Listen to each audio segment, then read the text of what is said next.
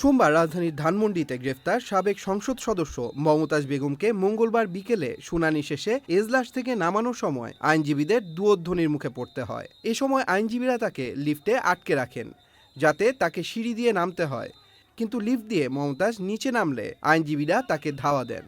পরবর্তীতে পুলিশের বেষ্টনীতে দৌড়ে গারদে ঢুকে যান Mumtaz.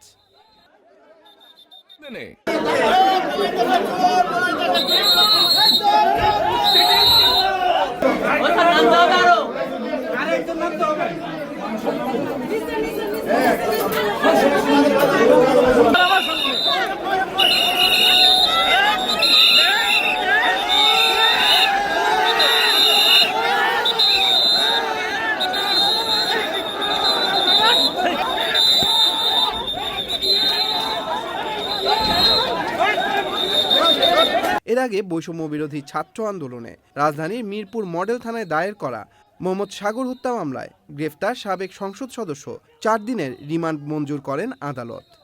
Tanmoy Mahmud, channel I online. Bundle থাকলে প্রতি সেনমানিতে টাকা বাঁচবে। বিকাশ সেনমানি বান্ডেল কিনে জিতুন প্রতি লেনদেনে।